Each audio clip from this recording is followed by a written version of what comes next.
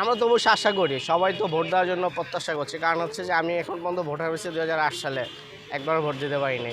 তা আমি হচ্ছে চাচ্ছি আমার ভোটটা হোক এবং সেটা প্রপার ওয়েতে গণনা হোক।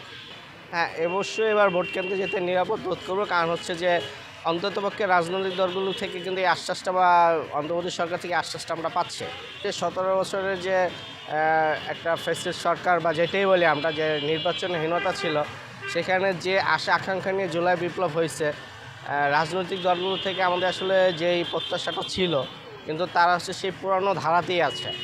তো এখানে আসলে সফলতা বা হবে কিনা আমি সন্দিহান আছি। তো যে নির্বাচন কমিশন তাদের নীতি বা একটা শক্তিশালী নির্বাচন কমিশনের যে হলফনামা বা তাদের নিয়মাবলীর ভিতরে সুস্পষ্ট লঙ্ঘন।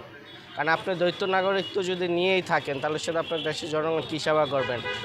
জনগণকে রেখে আপনারা চলে যাবেন। আর ঋণ খেলাপি নিয়ে আসলে ঋণ খেলাপিগুলো তো আমাদের ব্যাংক সেক্টরটাকে পুরো ধ্বংস করে দিচ্ছে। এবং আপনি ঋণ খেলাপি হবেন, আপনি দ্বৈত নাগরিকত্ব হবেন, আপনি নির্বাচন করবেন, আবার অবস্থা খারাপ দেখবে আপনি চলে যাবেন, তাহলে তো জনগণের সাথে আপনার সম্পৃক্ত থাকলো না। আমি মনে করি এখানে নির্বাচন কমিশন যে 92 জন বা 90 জনকে প্রার্থিতা দিচ্ছে, এটা আসলে তারা ভুল করছে এবং তাদের সক্ষমতার প্রশ্নবিদ্ধ করছে।